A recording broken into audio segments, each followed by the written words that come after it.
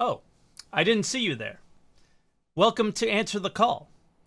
This week, we're going to be talking about what is the endgame gameplay of Star Citizen, but that's more of a title to start getting you going and your juices flowing in your head about what we're going to talk about today. For me, it's the issue with Star Citizen that I have really just come to realize now, which is kind of insane, is that the real core gameplay elements of Star Citizen don't exist. And this spawned out of a discussion about, I think it was a Reddit thread where somebody was like, I'll do whatever I want with my money, and what I'm doing with my money is I don't want to grind. So I'm buying spaceships. I want to be able to experience whatever I want on day one. That's basically what the guy said. And yo, go for it. Do whatever you want with your money. Like, nobody cares. The people that are complaining about the lack of maybe hardcore elements in Star Citizen are players like me. But I'm not necessarily getting mad at the fact that somebody is spending money on the game. I think you can do whatever you want with your money. I think people like me and the people who kind of agree with my feelings about the game Star Citizen feel that the game might not be hardcore enough. On the contrary, that player who's buying all the spaceships thinks that there's going to be an insane grind and is buying the spaceships because he doesn't want to deal with that. None of that really exists in the game. Like, yeah, the ship prices are expensive, but none of the elements in which you are actually going to earn money, aside from possibly mining, and on SCL, we heard a lot of that is going to change, is not... Nobody's playing Star Citizen right now. So there's a lot of assumptions being made on both sides. And that's kind of why I wanted to have the show today, is to highlight a lot of those assumptions, and not to make anybody feel bad about what they think about the game, but to highlight all the different avenues in which people think Star Citizen is. But in reality, the real problem here is that Star Citizen is still just an idea. And it's a problem, but it's also, it's been a really... It's worked out really well for them financially with it being that way, right? It's because with it being an idea, there's nobody can really go, Star Citizen? Yeah, nothing about that game interests me. I think everybody looks at Star Citizen and there's something that interests them about it. But I really want to jump into the idea of what is the start, middle, and end of Star Citizen gameplay for you. What does progression look like? And a lot of people probably are just kind of into the social mechanics of Star Citizen and the freedom of it. But in the end, for you to experience that freedom, you're going to need certain spaceships, and you might want to improve those certain spaceships to be able to fight harder NPCs, things like that. I'll describe what my experience would be. I think the experience should start with an Aurora or something not very capable, and work your way up doing interesting things. I think going back to the idea of like a bad grind is, yeah, some games have really bad grinds. Those are mobile games, right? Maybe even like World of Warcraft, like leveling and stuff is not very good experience. It's really up to CIG to do something. And I think a lot of people who buy a lot of ships are always claiming that Star Citizen is doing something great. This could be the greatest game ever. In order for it to be the greatest game ever, is while you're progressing between your start and whatever your end is, that middle part is supposed to be the most fun. If they do anything better or greater, if the game is the greatest game ever, that is where they will separate themselves, and that's where they'll succeed. And I think that's why I want to have this conversation today. So what is that? What is the step to get to endgame look like? We could describe what endgame is for each player or each caller, but it's really the process to get there. What does that look like to you? So, all right, we'll bring in our first caller, which is Zane. Hello, Zane. Can you hear me? Yeah, I do. Can you hear me? Yes. I hope you're listening to the monologue a little bit to kind of get a sense for sort of where I want to take the conversation today. Yeah, I did. Okay, cool. So yeah, I mean, go for it. What we could start out with, like, what does Endgame look like to you, and then we can go into the process of how to get there. We can talk about that Right. after. So for me, both the end game and what I wanna do before I get there is I don't know for sure, but it's whatever gameplay area, gameplay loop has high risk, high reward scenarios, and then Okay. it's about deciding uh, like the scale of the risk. So like when I in my mind when I start playing Star Citizen, what I would do is just grind for a bit, maybe mining, trading on or whatever there is, just to get by, uh, get a ship, buy some upgrades, and like get a base for my in-game player, Mm-hmm. so that then I can work like I have the basic tools to take that risk. And once I have the basis, then I would mm, maybe I don't know. There is this area where mining is very profitable, but there are a lot of pirates. I would do that. Maybe there is this trading route with this item that's very risky but very high reward. I would do that uh, and essentially grind. But uh, I don't want to grind mindlessly. I always want to be Yeah. on the edge. I always want to be uh, careful about what I'm doing, my surroundings. Like the game I enjoy the most in my gaming career are games like Rust, Daisy. So and they have a similar gameplay structure. Like you start, you get the basic items like food, some like a gun maybe, Mm-hmm. and then you start getting into the risky areas where you essentially have to grind like you did before, but there is the potential for very good items, but at the same time it's a very risky area. So all the time when you're there, uh, like you feel the adrenaline. I Yeah. don't know if you ever felt that, Oh yeah. and that would be like for uh, most of the game because I mean I don't know, like uh, this is like what I see now for me. But then like the real end game, uh, it's about the org versus org scenarios.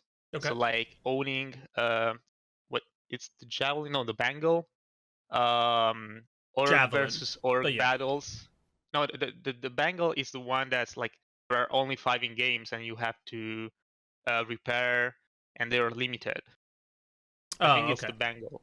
The javelin you can buy, but the bangle you cannot. And in theory, you can only obtain it in game, as far as I know.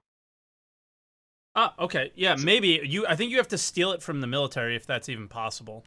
So we'll have to see. yeah, like what I heard is that there are 5 of them, but they are like um, kind of like wrecks, and you have to find them, you have to repair them, and that's like an org endeavor.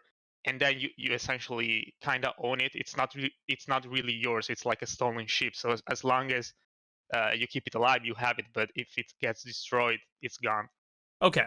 And other So, than that, base building, base raiding, I'm uh-huh. not sure if that's part of the project, if they talked about it. Well, let's touch on that a But little bit because I think what makes the games like Rust and the games like Daisy enjoyable, um I don't think we'll necessarily see that in Star Citizen, right? Because we have insurance and these other things. It's not build up, die, completely restart, right?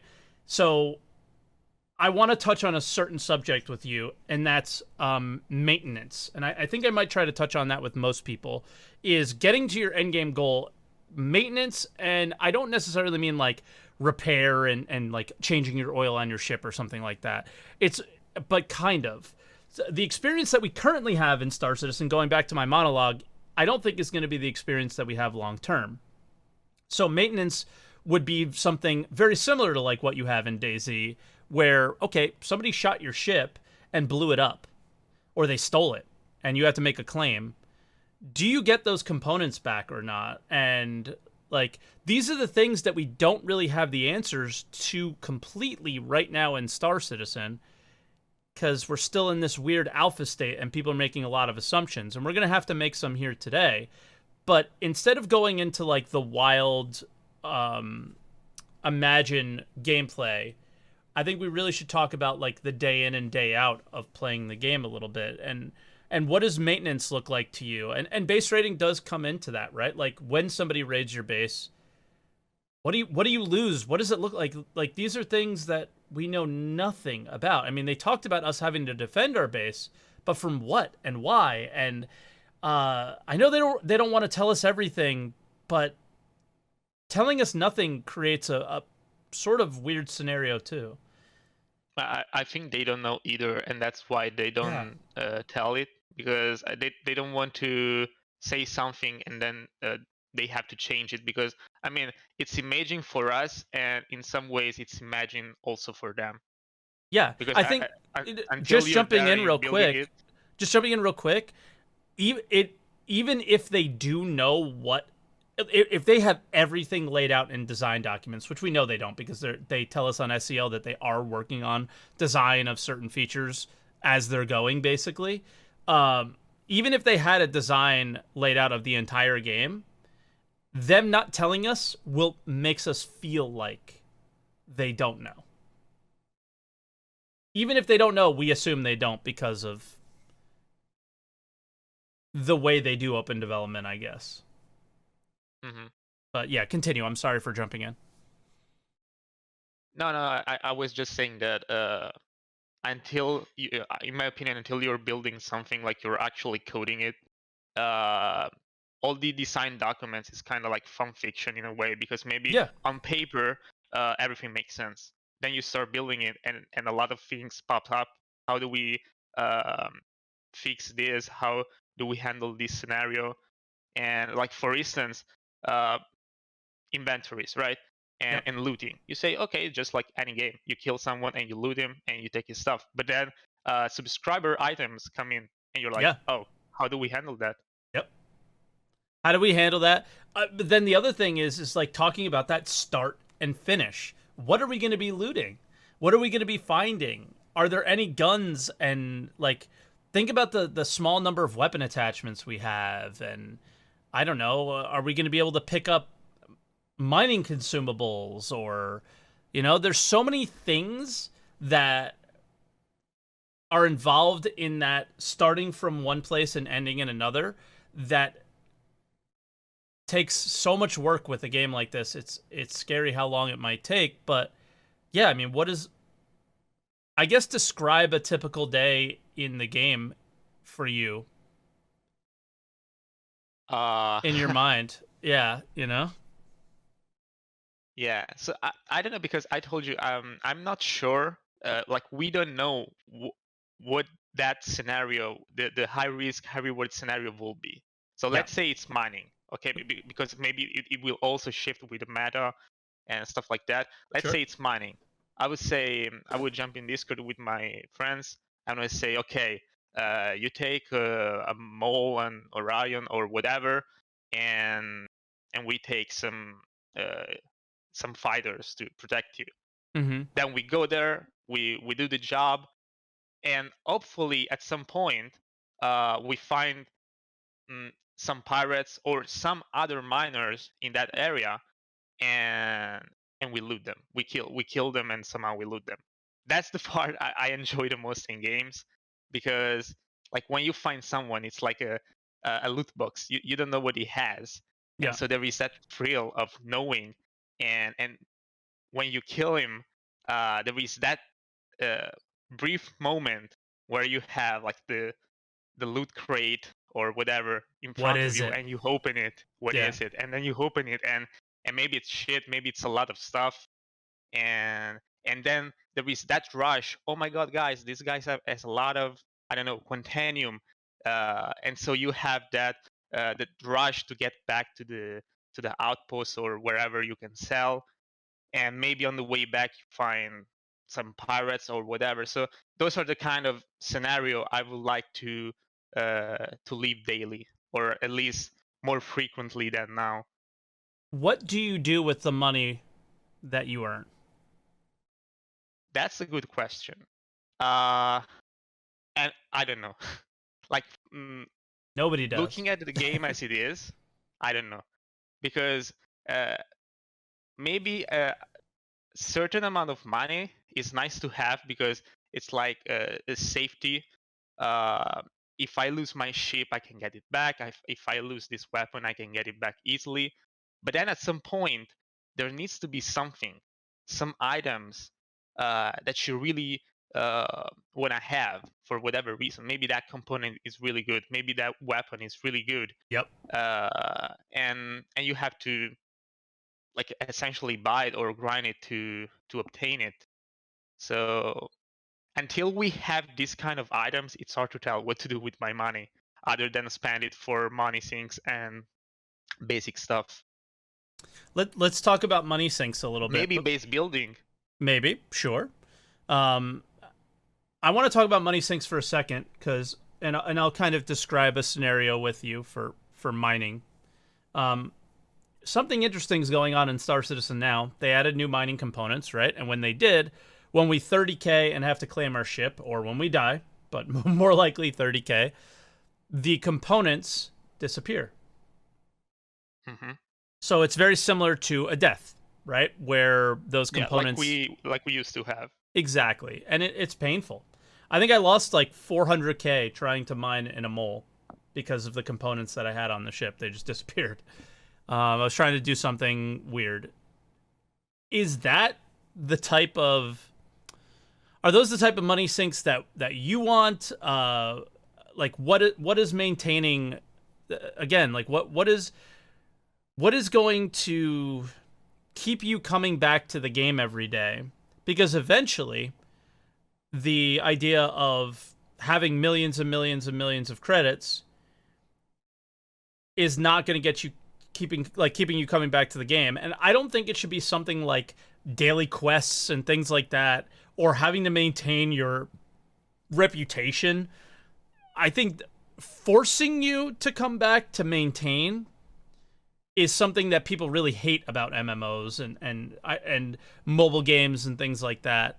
What would keep you coming back to the game? Is it getting to Endgame and the experiences that you have? That is a legitimate response as well from anybody. Or is it some enjoyment in the day-to-day in the game? I think if the day-to-day enjoyment is fantastic, I think you have like an omega successful game. But yeah, I don't know. What does it look like to you? And we'll probably leave it there after that.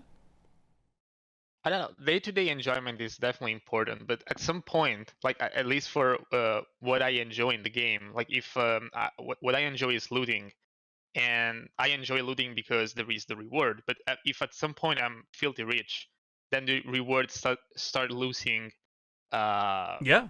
I mean, meaning it's not that interesting anymore. So for me, what will keep me coming back is some form of, I don't know if it's maintenance, but let's say I have a base in game. I want to keep coming back to check on my base. Like, is it still there? Has it been attacked? And other than that, like because I'm talking about playing just with a couple of friends. So just with a couple of friends, a base or whatever grounds me to the game. Like whatever stays in the game when I log out. So I need to check at least daily or every few days to see if it's still there. Yeah. On a big scale, and I'm not sure how far the CIG will push this. Mm-hmm. It will be org versus org. So I don't know, maybe owning a sector, A like the station. politics Yeah. of Star Citizen. Okay. Because when I saw Star Citizen for the first time, the impression, like the idea I got, in my mind, like when the imaging gameplay started, was okay. This is Eve, but it's not a spreadsheet. It's an FPS game.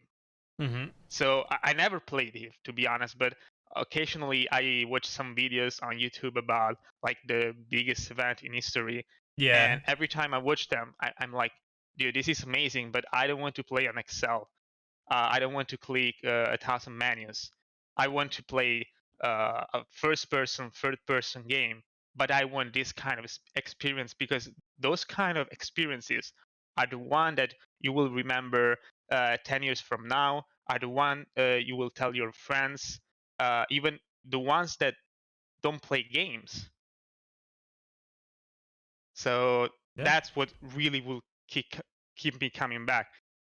One of my mates is really into Conqueror's Blade right now, and he keeps playing. Like he has everything, but he keeps playing because there is territory mechanics. So once every week there is the siege or whatever, and so what he does is he play daily just to keep the game sense and his skills in check.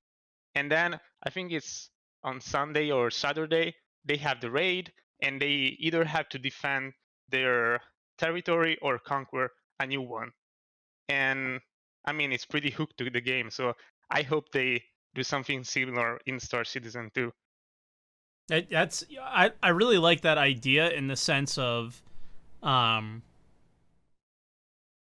it's not something that feels like a daily quest that you're just fighting NPCs or whatever.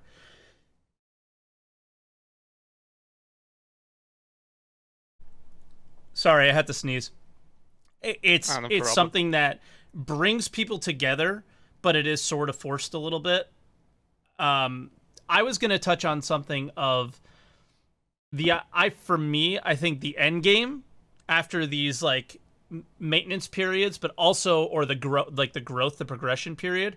What is the for me? What the end game is sort of the maintaining your fun in the game in ways that Star Citizen is definitely going to allow us to, because we could see it now, is creating your own goals, whatever they may be. I'm going to do XYZ thing. I'm going to take over this station. I'm going to take this territory. I'm going to become the biggest drug dealer in the world, right? We watched like a Daisy video about that the other day. It's things like that, I think, that Star Citizen definitely already touts and explains really well. Um, that's something that they want is like, I guess it's called emergent gameplay, but it's more choosing your own path, and whatever that path is, you can achieve it if you get there. And I think that's a lot of what you were explaining is this is the path I would take. And for Endgame, I think that's okay, but it's like what's going to make it fun, the day in and day out fun, because the Endgame stuff is not going to be all the time, you know what I mean? Hmm. So yeah, I mean that's how I look at it, at least, and I think I kind of came to that conclusion after talking to you. So thank you. You're welcome. Yeah, I don't know. Is there anything else you want to add before we go to the next caller, though? No, I mean, I realize that my position is really uh, PvP oriented. Sure. But I think for someone who is more into, I don't know, mining or trading, the end game could be. I don't know if they talked about owning factories or something like that, but it That's could why I be bought this about. game.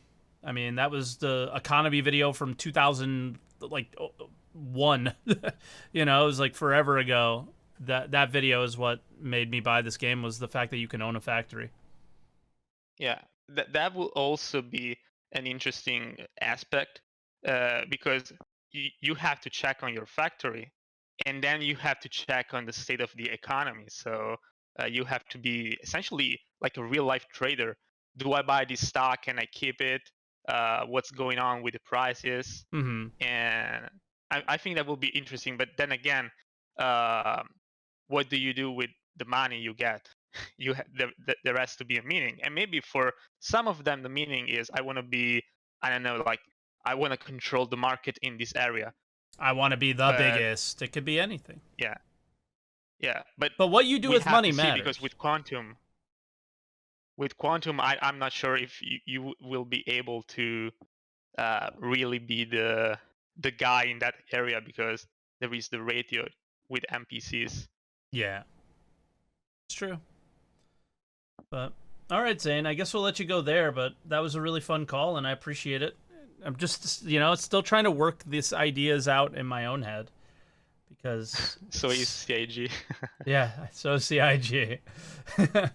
Thank you so much, Okay, Zane. I have a good appreciate one. it. You too, buddy. All right, we'll bring in our next caller, Reezer. What's up, dude? Give me a moment. Hey, what's up, Mike? Can you hear me? I can hear you perfect. What's up? Not much. So, about this topic, right? I find it insane that we are 10 years into development and we still lack even the vaguest of ideas of what the final product might look like. Right? That's essentially the issue. Mm-hmm. That this always like circle jerks back to, I think, is that there has never been a time when one of the higher ups, or Chris or Todd Puppy or whoever, just sat down and just explained what their general idea of the game might be. Is it gonna be like World of Warcraft, it's like a progression system, nothing gets lost, you don't really have a true influence on the universe, it's all just you experience what the developers want the story to be, basically, or want the progression to be. Is it gonna be like Ark, where you base build and then you do Get the raided, lose dungeons everything, and then but ultimately raid the others' bases, or you have like fights over territory, or you wanna conquer a rock that has good tactical positioning, and or something else like Daisy, where everything is constantly on the line. You when you go out, leave your base or leave the city or whatever, everything is on the line, so you cannot really hold on to something, or cannot reasonably think that that item will stay with you forever, right? Like, none of these were ever answered as far as I remember, right? I cannot recall either. And that's something that's so important to me, huge issue, that if they mention that, I feel like I would remember it. same. So and that's why it's so bizarre to me, right? Like we talk about it a lot, but look at sheep, the big issue, right? Progression. And if you just, somebody came up to you and told you the idea of Star Citizen, you might immediately default to the main line of progression being ship sales, correct? Yeah. And we basically agree that that ship has sailed. If we ever wanna have even the slightest fraction of what would be a proper progression system, CIG has to somehow completely remove ships from the main progression lines and make, I don't know, ship components, personal items, and anything resources but to ships. build outposts. Could be anything but ships. But anything but ships. It has to be. Yeah. Ships have to be removed. Yeah. And just so we're clear, like, people understand, and I'm sure they do, when you say removed, you don't mean that they should no longer sell ships, or I mean, maybe that's how you feel, but in the end, we're pretty far along, and I think they're kind of too far in with that. But you just mean that when they're thinking about progression in the game, they have to remove the idea of ships being a part of progression as their goal. Yeah. So what I'm talking about is that there is no progression. Like, all right, you start with a Mustang, and then you for like if you are aiming to be a combat pilot, you start with a Mustang, then you go to an Arrow, then to a Talon, then to what's a more expensive Hurricane, Vanguard, and ultimately you end up with like the Idris and then the Javelin. So the bigger the ship, or the more expensive the ship, the better it is. I think they have to completely disregard that kind of approach. I think they have. I think they have, and I think they're loosely telling it to you. Do you know how they keep mentioning choice? I think that's how they're trying to remove that idea. Is like, okay, you have light, medium, and heavy fighters. Choose. You have mining ships that have different things that they could do. You have salvage ships that are slightly different from each other, so on and so forth, right? It's the choices that they're trying to create. I don't know if they're succeeding, but I think but then that's they the idea they're double trying to down. go with. Then they double down on something like NPC crews, and then what will you do with Yeah. like a talon or an arrow if you can have a fully crewed hammerhead with NPCs basically just being a one-man army, like literally a one-man army, or like your $3,000 Warborn Javelin with LTI full with 80 NPCs walking around inside it. Like, how will that not outpace any kind of single seat fighter in general, right? Like, it's such a different, because they keep implementing or keep like heavily hinting at these I guess implementations or features that are coming in the future that kind of indicate to me that unfortunately they do want to go down the route of all ships being soloable, for example. And I think that is antithetical to any kind of balance where you want to mitigate the real sale of ships for real money. Can I jump in just for 1 second? Because there's two chats that I find to be really interesting because they're completely contradictory to each other. Okay. One is, without gameplay loops, we can't make logical choices, right? So the gameplay has to define what choices you might make, and we don't have that gameplay to define the choices. And then the other player, or the other viewer, is saying, there's no recipe. It's your choice of whatever you want to do. I call bullshit on the second one. I genuinely don't want Star Citizen to become like this open sandbox that is basically an excuse for developers to never make any goals or directions. And I don't want to organize a 50v50 org battle for the memes or ego points. And I don't want to drop $320 tanks from a $700 ship take to a planet side base if you can do it with an Aurora, and that would be infinitely easier just for the fun of it. I want to be given a goal. I want CIG to give me a road of progression to go down that is fair and it mitigates the ship sale issue, and I want rewards in the end. And I don't want the fun of in the game to come from doing these gimmicky ass workarounds where you utilize a bunch of items you absolutely do not need to get to your goal just because it's funny to like put a loaded tank or two into a Hercules. I hope it makes sense what I'm saying, right? Is that it does, but I actually like kind of completely disagree with you in a way. I mean, did you hear what I said about the idea of Endgame for me was, I want to be X, and the tools out there are given to me to want to be X. I'm like, and you're sort of dismissing that idea a little bit, maybe too much, in the sense of, if I wanted to be the biggest pirate org, or if I wanted to be the biggest mining org, or if I wanted to own a space station, if that was possible, or have the best plot of land on Daymar, like we can go and name a million different things. The idea of you being able to do that is sort of the idea of making the end game is whatever you want it to be, in my mind.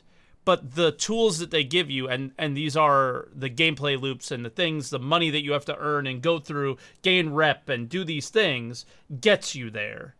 You know what I'm saying? Where it feels to me like what you're describing is more linear than I would expect from Star Citizen. Does that make sense? Linear in a sense that I would like all tools to have a purpose. Like, I don't want if you can do it with in an easier way, players will do it easily to optimize gameplay. They always have been, and I think that's fair and that's ideal. So I want items, ships, components, everything, personal inventory to have a purpose, right? And by the way, Mike, so you mentioned one, like let's take piracy for example. Sure. In order to piracy to work, there needs to be like several underlying systems with like mining, for example. Like miners have to have their own progression with components. They have to be working towards something. They have to be working towards like a better mining laser. They have or like a more durable personal suit, for example, or Sure.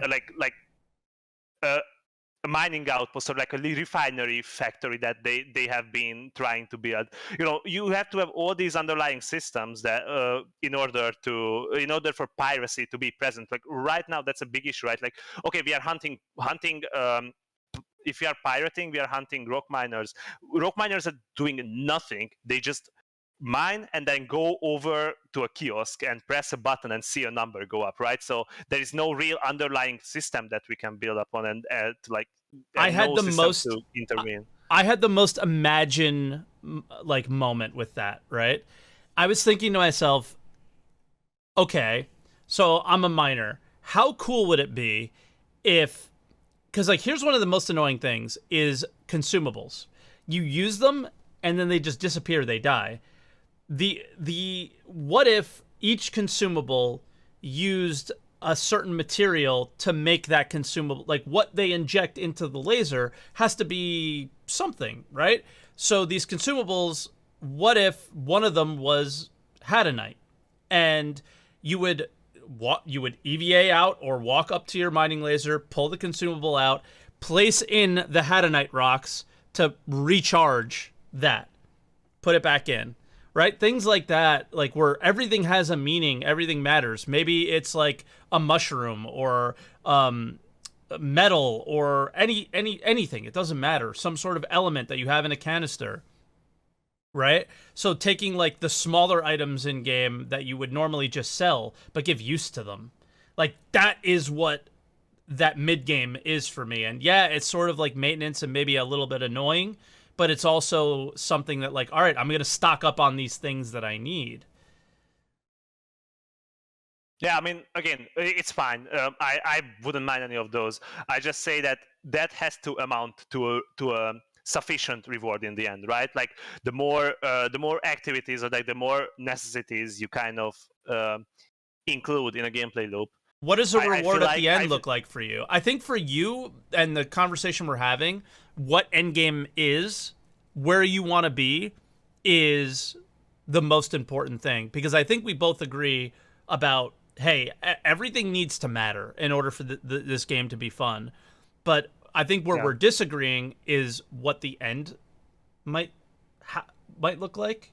At least that's how I'm gauging it. So for example, to me, in order for the game or like to any game to be balanced, I think getting the best components for a ship, getting the best items for your character, the best weapon attachment, these are all somewhat endgame, but these are not unreasonably difficult to get, right? I said it previously, and it's kind of like a pet peeve of mine, is that I think that CIG could go a very long way with like customization. You have so much to customize.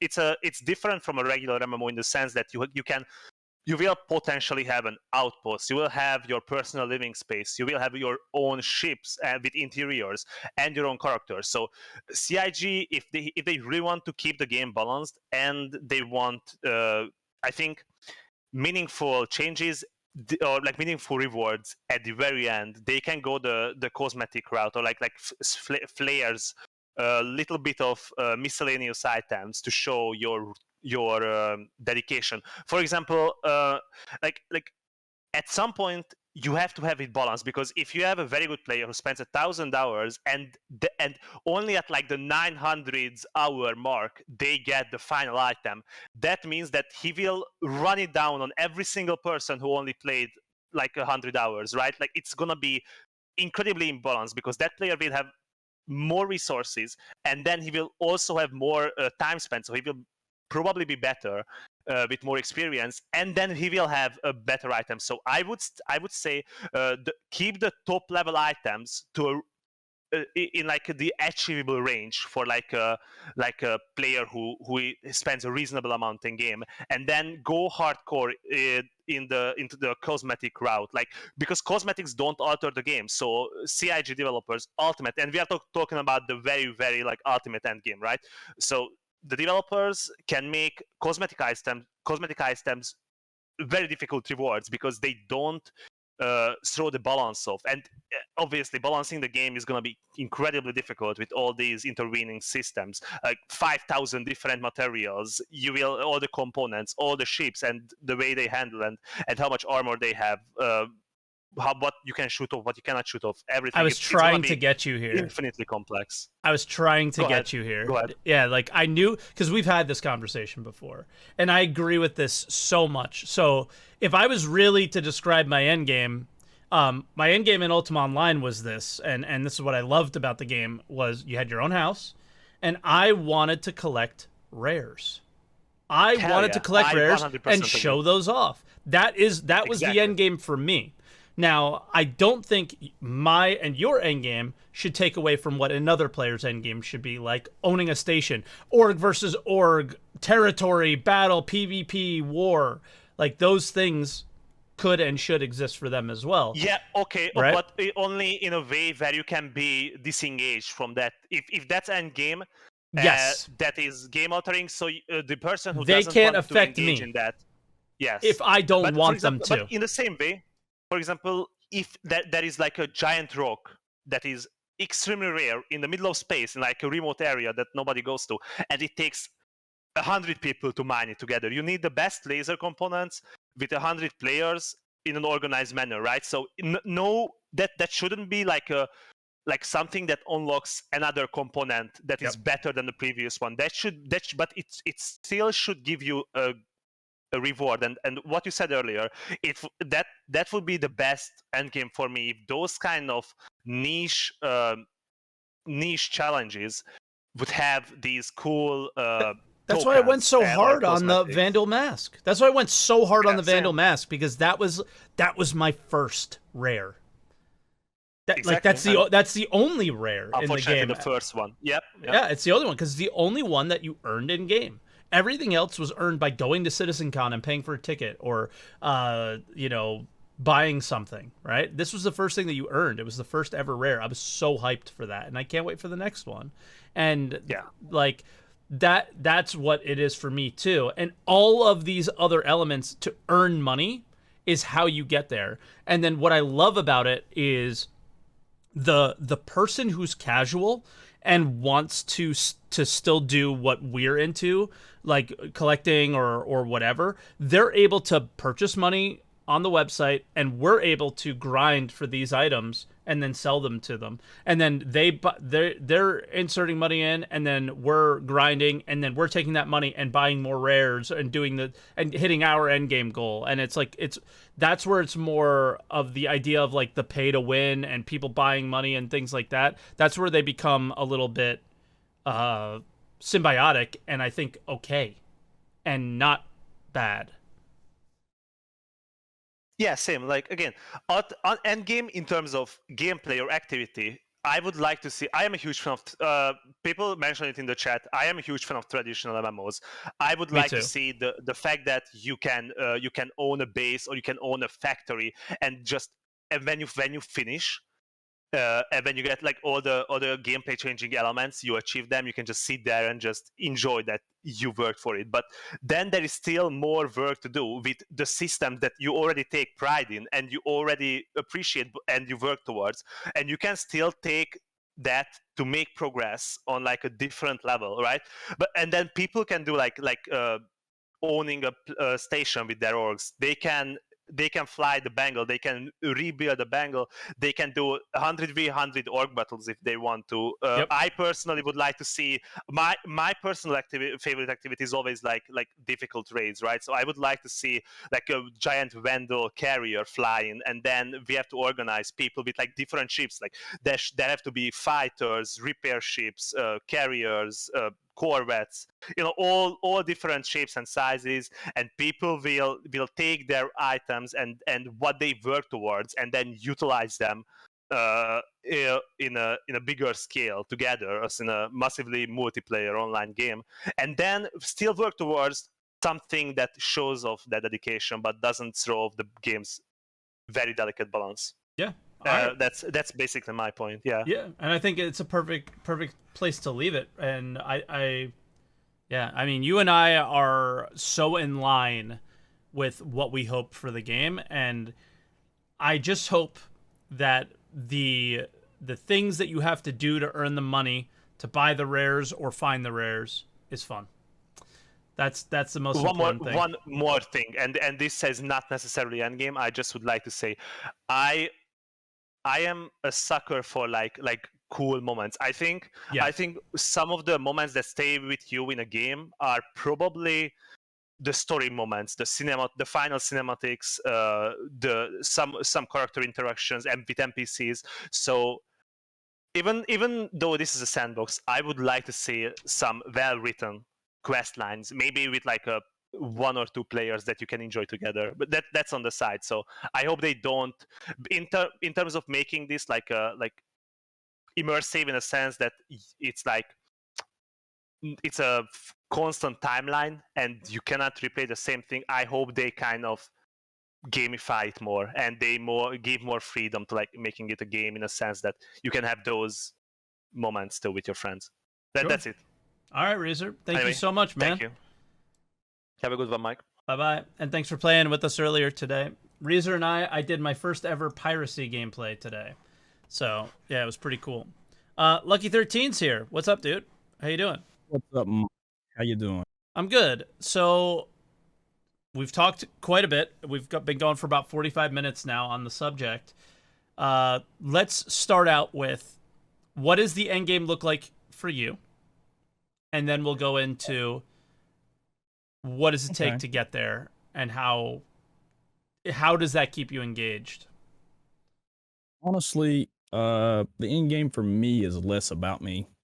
It's more about the community I'm building or helping build with the friends that I've made so far. Yeah. And we've came quite a long way so far, and it's really fun. The lack of game loops and game mechanics is kind of putting a wrench in the gears, though. That's one downfall I do see happening kind of slowly. Yeah. And that, I think, is the most important thing that you bring up. Is a lot of people will say exactly what you said. Is like, end game for me is playing the game and experiencing the game with my friends. But what do? There's only so many I'm going to shove this many vehicles in my ship gameplay. There's only so many I'm going to pick up a Pico and drop it here and take a screenshot gameplay, right? So, and that's kind of the point of the discussion today, is like, hey, what does endgame look like to you? Because none of us know what it is. And then, really, what are you going to do day in and day out with your friends? And what are your friends like? Now you have a group of friends that you play with, right? What are your friends like to do? What do you think is going to keep you and your friends engaged? Well, I run an org, and it's an industrial org. Nice. And basically what we're trying to do is cover as many bases as we need. So we got like security, we got miners, we got, medical, we got everything that's industrial related, and things that need backup components, salvage mining, data collection, all that good stuff. Are you the head of the org? Yes, sir, I am. Where do you see your org being at what would the end game of your org be? What is your ultimate goal in your mind? Got to be working towards something. That's how you keep people engaged, right? I mean, what we do currently is we go out and do things together. And if we have security members who, we don't have like a fleet minimum, buy the game package, get in. Wait, do people have a fleet minimum to join a org? Is that a real thing? I mean, I'm sure it could be. I don't know. Okay. I just point out. I thought you've heard of that before. Okay. I've heard speculation. I didn't really dive into it. I was like, geez, that's kind of crazy. You gotta have a Idris. What?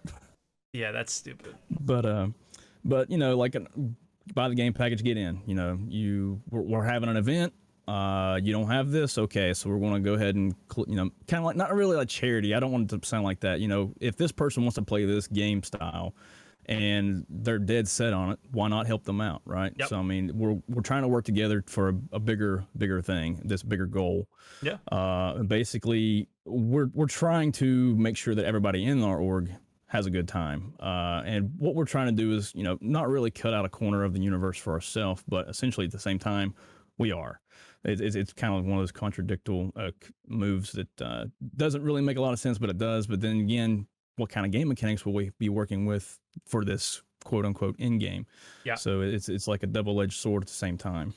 Yeah. So, I mean, it's tough, but carving out a place for yourself, what does that look like? Is it on a planet? Is it a moon? Is it a factory? Is it a station? And what do you think the maintenance is going to be to do something like that? I think when you own something, especially if it's something that like isn't land that you might want to have to like place a base on, right?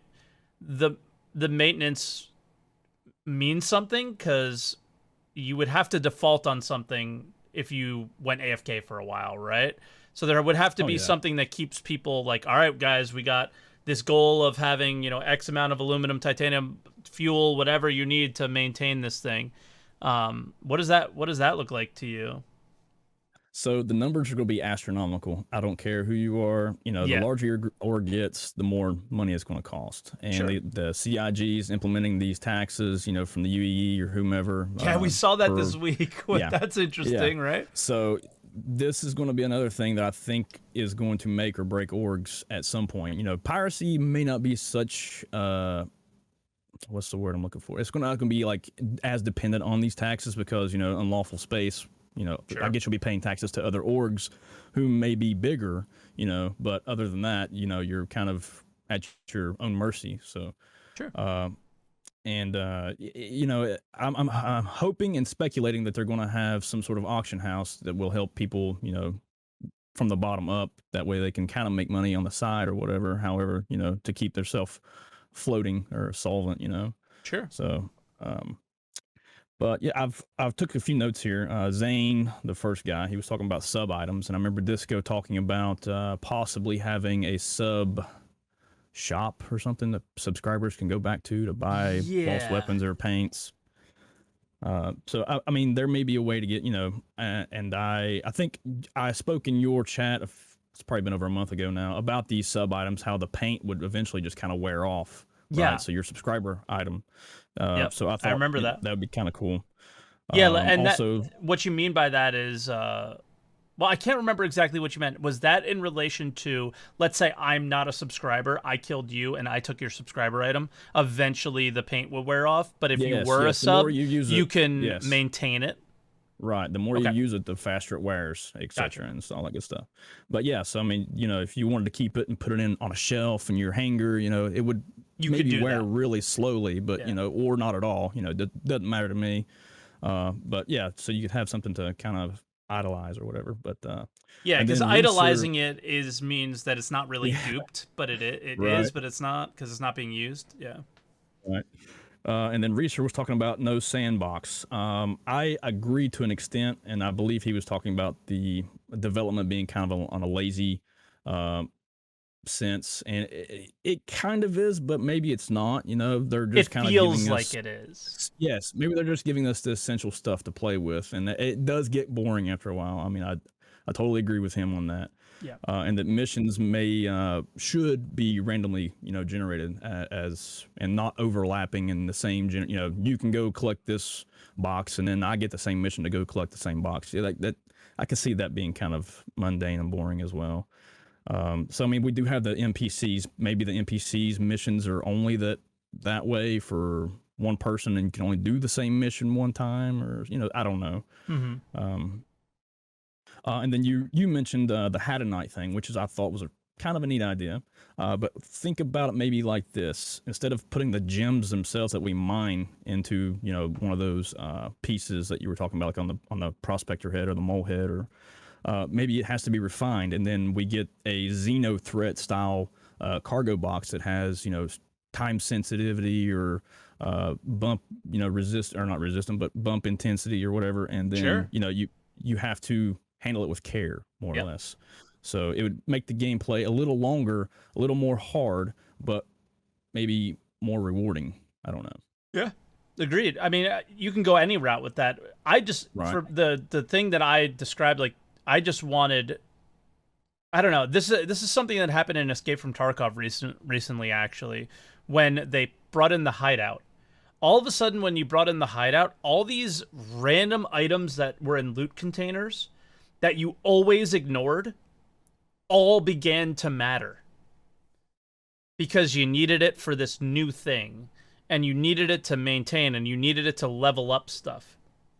And when I played that first patch, it was like, wow, we need this so bad in Star Citizen, because when every item matters, then it creates the scenario and situation where it's not just, oh, that's the good thing, loot that, oh, that's the bad thing, leave that.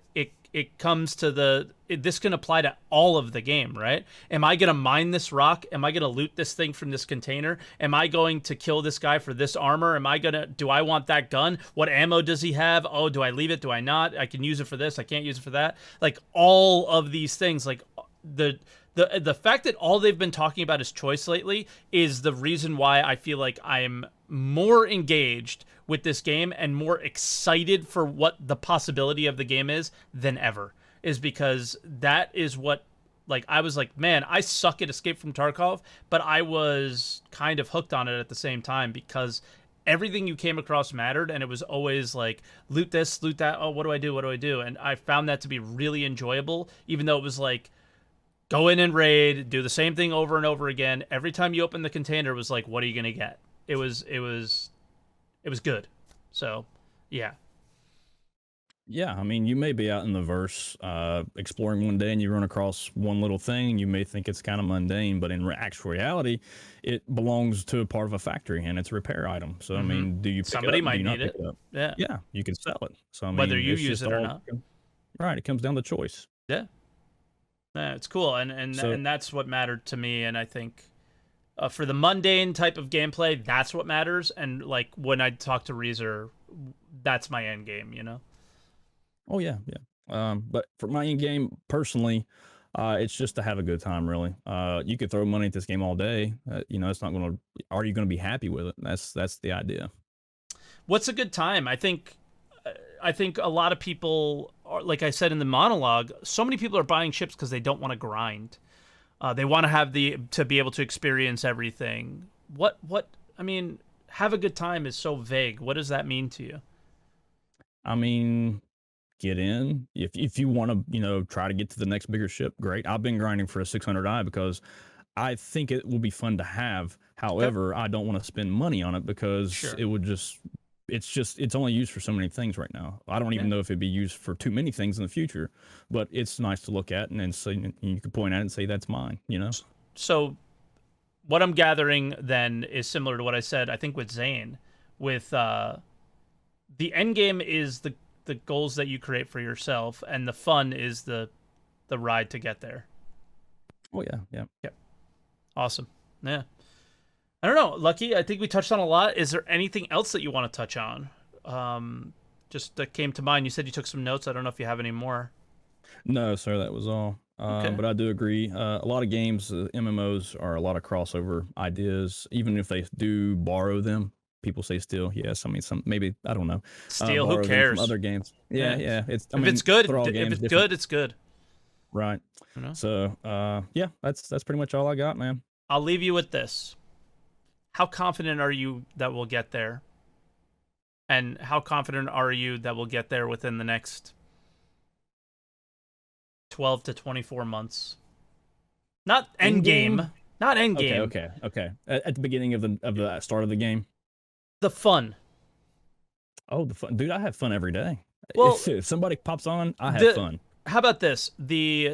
The meaningful moments where the things that I'm looting, the things that I'm gathering, the things that I'm doing,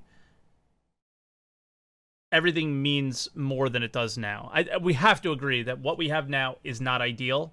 When does it become more ideal and all that stuff for you? Are you confident? I should not when, but are you confident in the next 2 years that it'll be like that? Well, I mean, the more mechanics come out, the more fun I'm going to have. I guarantee it. Yeah. Whether or not it'll be, I think the thing that's really going to hold us back for a little while will be the inventory. Once we actually get to keep things and place things like they showed in the video, over Friday or Saturday, whenever it was. That'll just add more excitement and enjoyment to the game to me. Mm-hmm. Okay.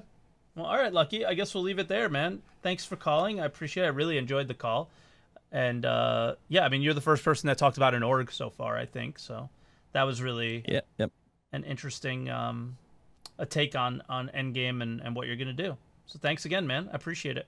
All right, man. Thanks for having me on. Anytime. All right, and our next caller is Water Otter. Water Otter. Oh, that's me. Can you hear me?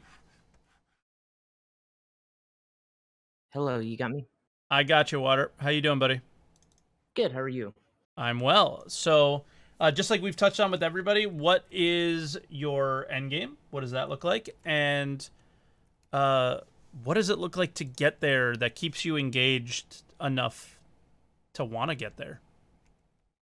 So, my end game I'd call it a player alternative to Covalix shipping. So, we have Cargo hauler? Yeah, but I'd be more on the trading and the office end. So I'd be managing all these trade deals and trading runs and hauling runs behind a desk. And let me ask you, is this more of an RP kind of scenario, or? Yes, it is. Okay. So I got Star Citizen back in 2015. Mm-hmm.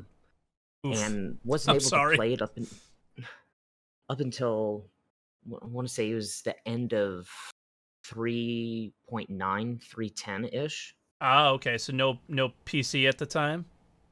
No. Gotcha. It was and it was right. I got a taste of what the hauling and trading aspect and game loops was before it got nuked.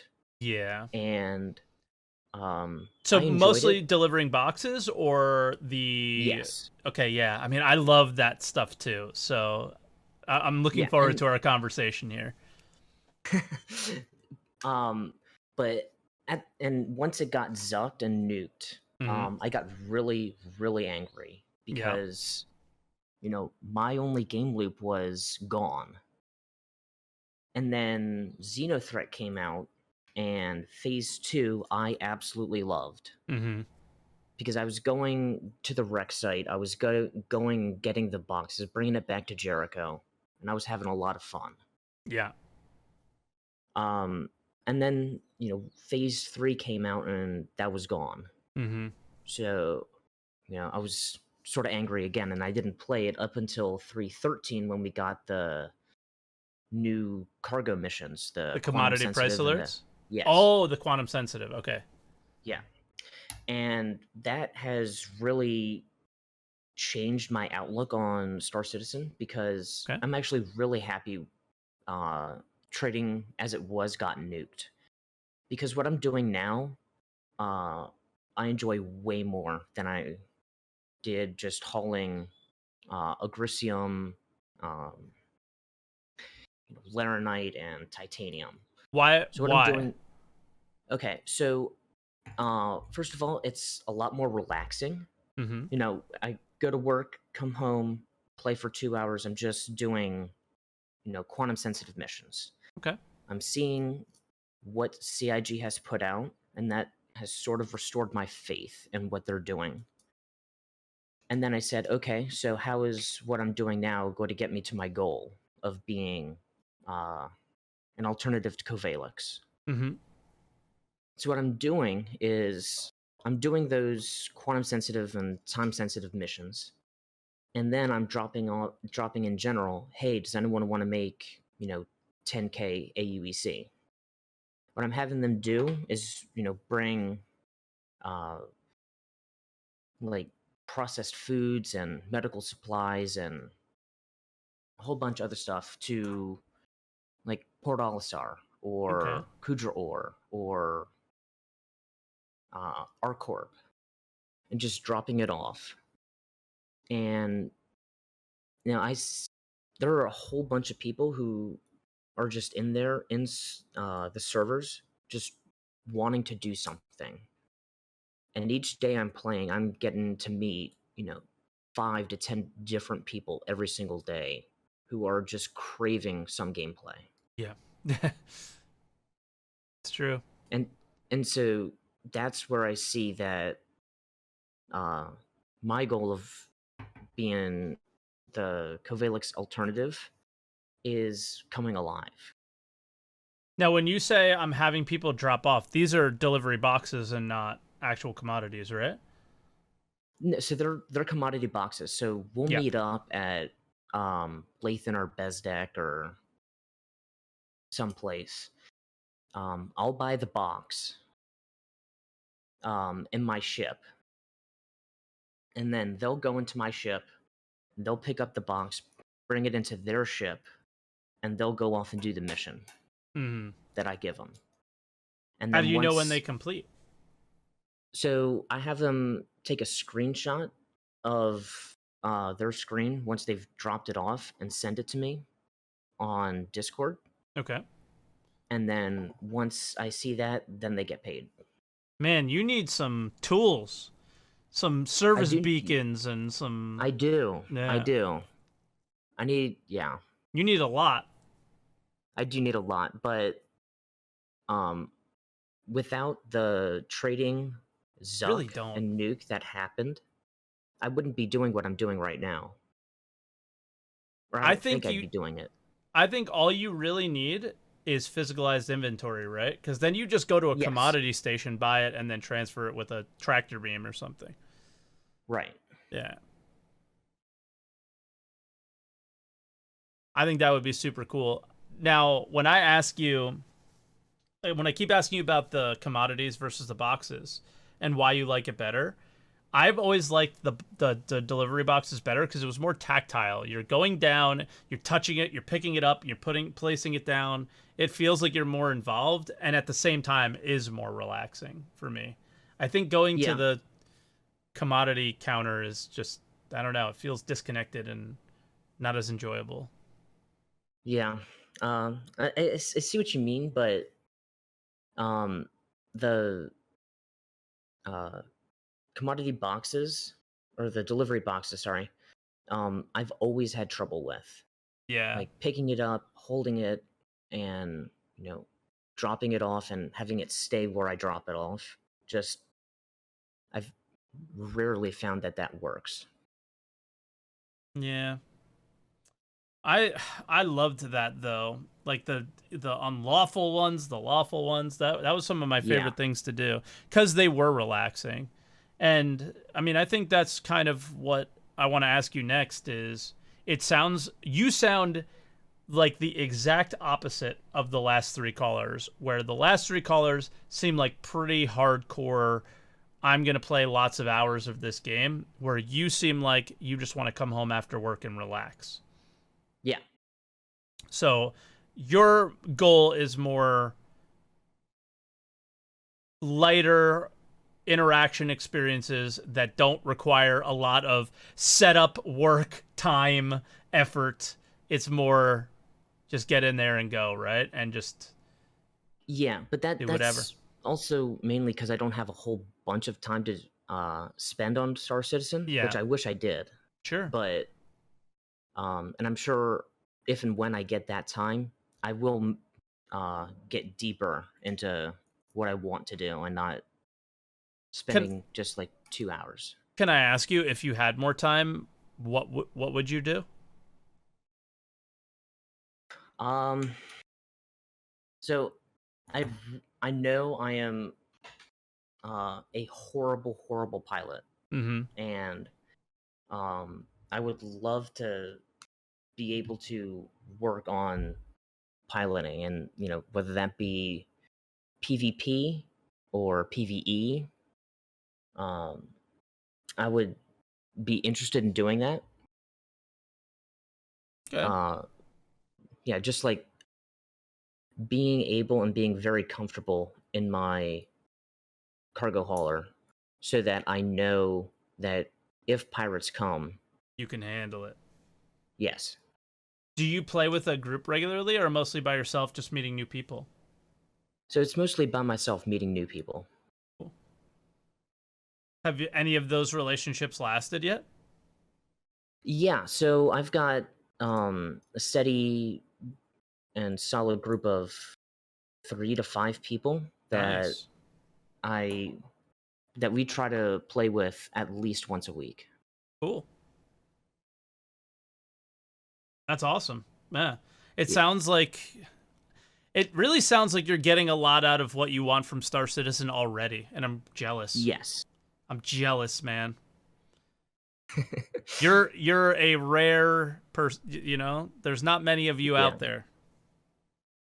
Yeah, and I know I'm lucky because I know a lot of people are wanting to do salvage and medical gameplay Sure. and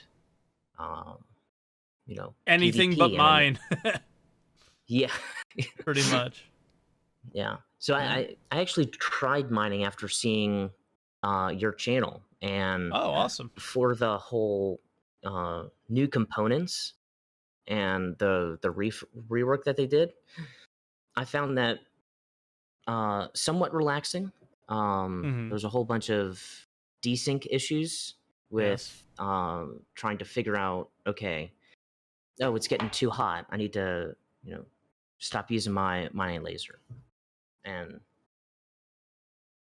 so, yeah, I am trying to branch out and do more things, but at the heart of what I'm trying to do is trading. Gotcha. Well, all right, Water, is there anything else you want to add to the conversation before we let you go? I think we kind of touched on, it feels at least like we've touched on most of the stuff you wanted to. Is there anything else? Yeah, so just one thing is, I know that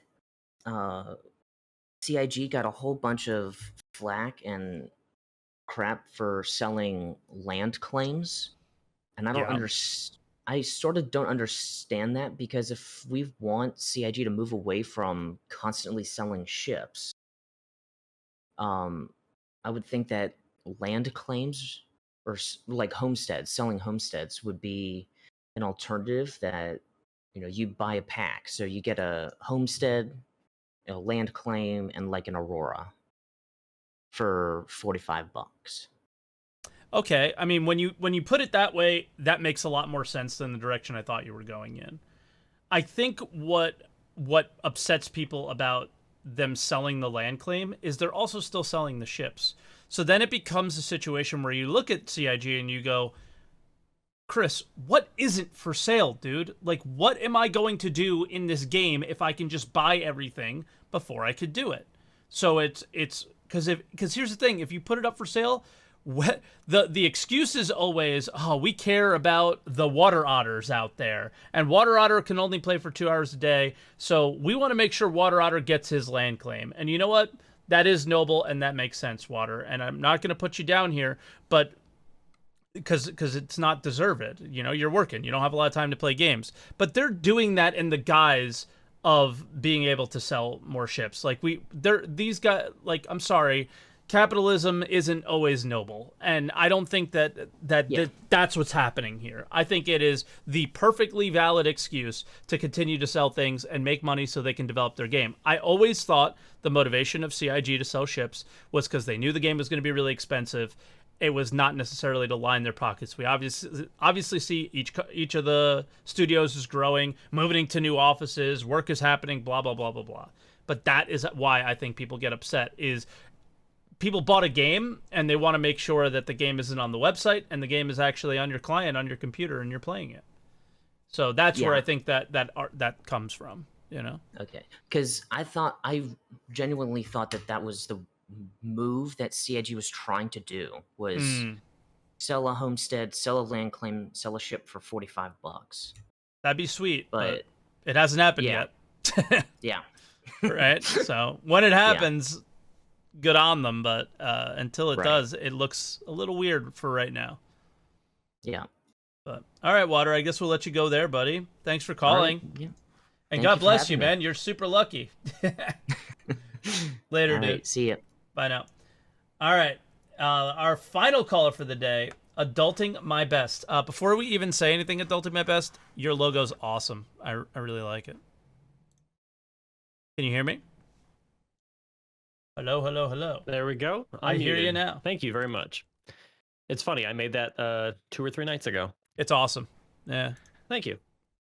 So I guess we've talked about a lot of good things. Now you're going to ask me about the end game, but I know it's hard to just basically jump right back to end game again. So I'll pose that first, Sure. and then there's actually a lot of really good points from previous callers. Yep. I personally don't see Star Citizen itself as having a dedicated end game, and I know that's contentious. Instead, I see it as a collection of micro end games. So. Okay. Despite not having a vast collection of game loops baked in right now, which is its own problem, let's pretend for a moment that a few are in. Let's pretend that mining, salvage, hacking, ab creation, whatever. Sure. Each of these individual loops have end games. Now, for mining, it's, say, finding, breaking, and collecting the ore. Extra parameters to that, challenges to that could be your inert ratio, your maximum value for your capacity, whatever you want it to be. Likewise, salvage would have its own rules and parameters. I play these individual loops like they are old school arcade games. And maybe I'm an old soul because I know that's not the state of things now. We don't play games like that. We don't design games like that where you pop a coin in and you want to get a person to put another coin in. But I do play them as short loops, start to finish, with a goal in mind, and then rinse, repeat. And I think the reason that this is potentially one of the major pushes for the game, it comes right back to Roberts himself. I think he comes from the arcade times, and I think that the construct is intimately familiar to him. It's really no surprise to me that he would build a modern game via a concatenation or amalgamation of that premise via many, many alternate loops. But he never made a game like that before, at least not my experience.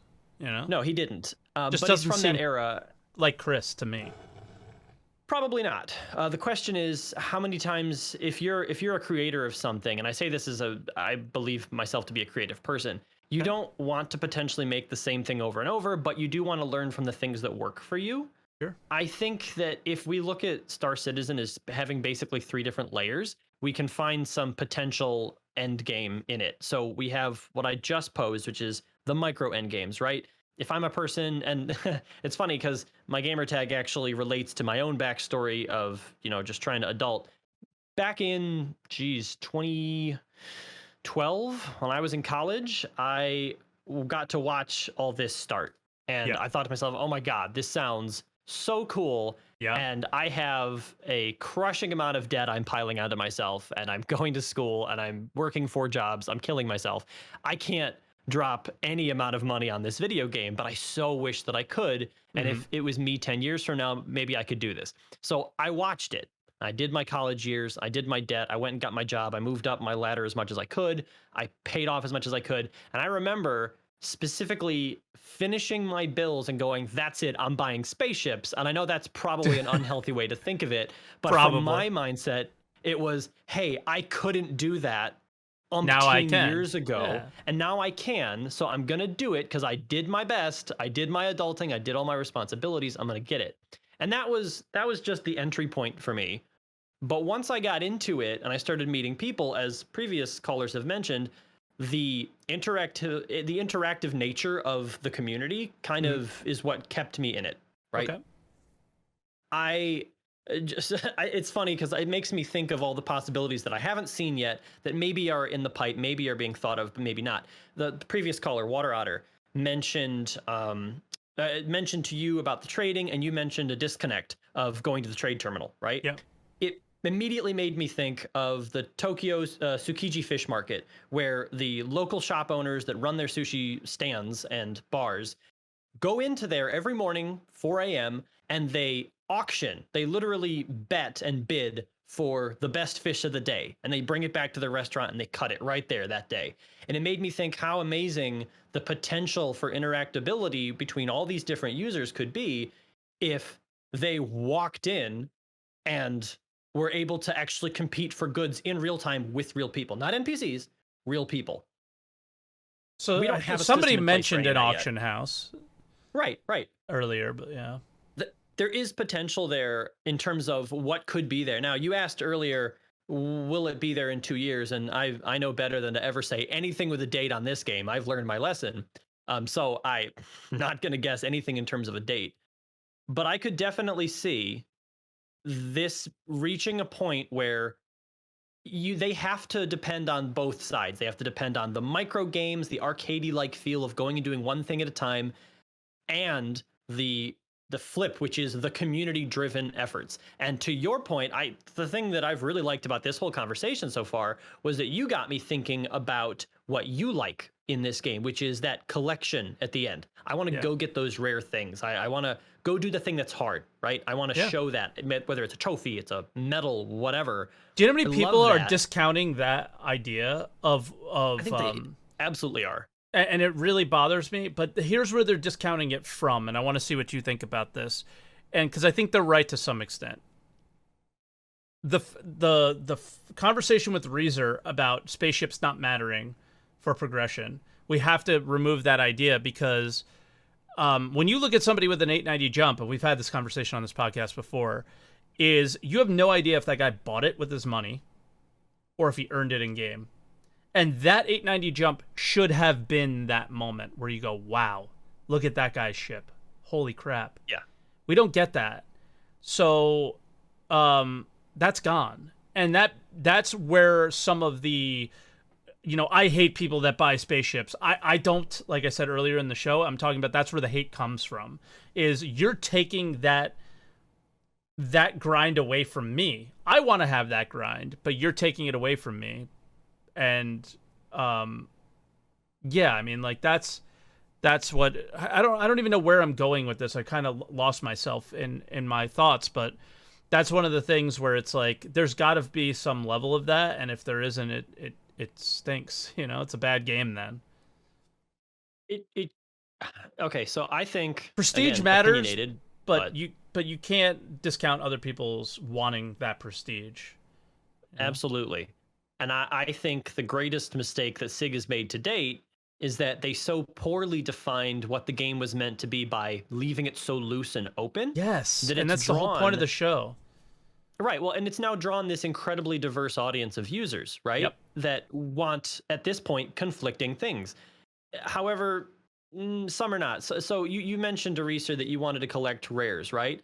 I might like that someday, but for now with my lifestyle, I want to jump in and go mine a bit. But the thing is, that's my actual real world lifestyle affecting how I play a game, right? Yeah. If I go and I make a whole bunch of money and I can port that into the game, that's its own problem, and I don't agree with that at all. And I'm somebody who does well for myself, and I still don't like that at all. I think that's bad. I shouldn't be able to do that, and neither should somebody else.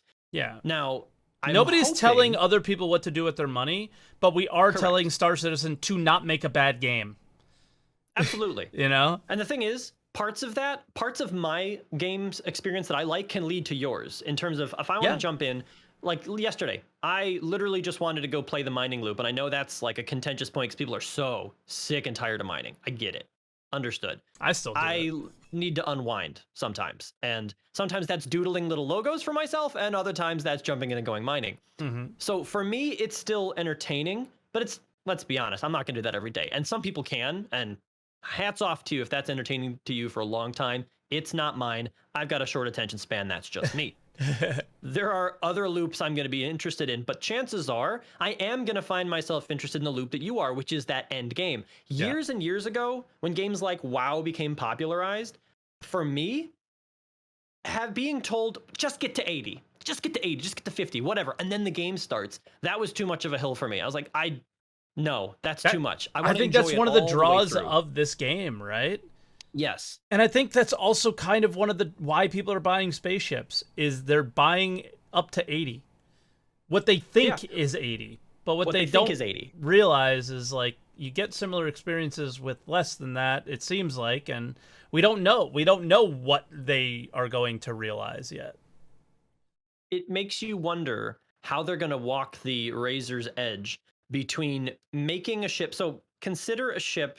An 890 jump is what your example was. If I go out tomorrow and I buy a Lambo and I hop in it and I drive it like it's a normal car without any experience driving supercars, chances are I'm going to die.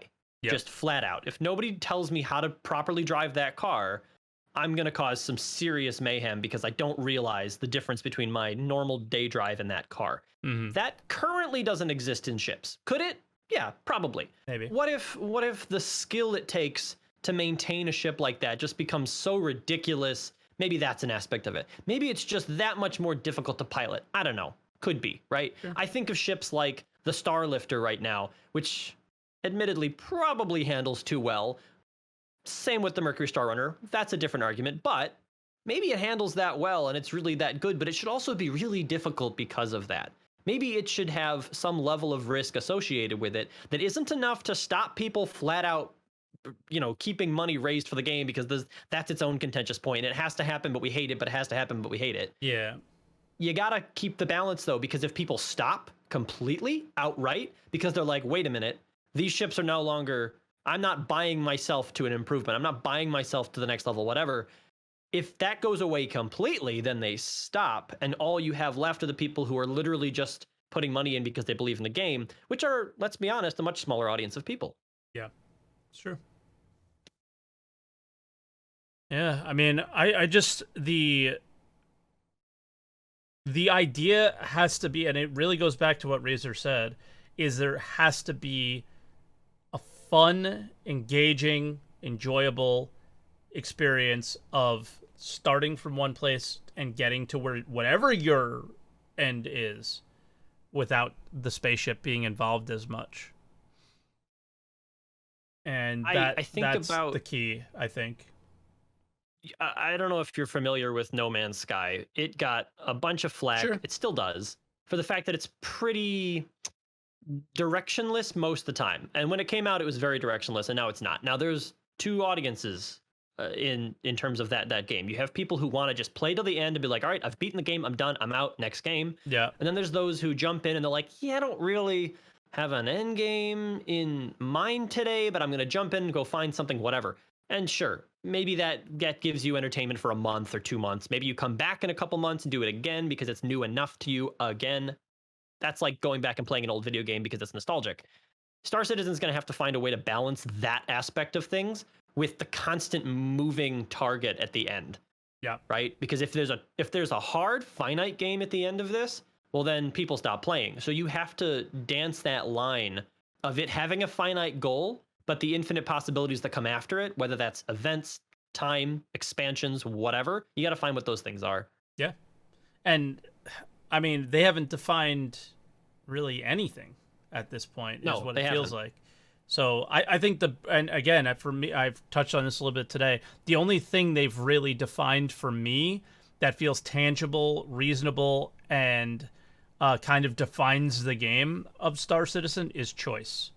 And I think they're really, really, really focused on that aspect. And I think that could really be what saves the game from its funding model.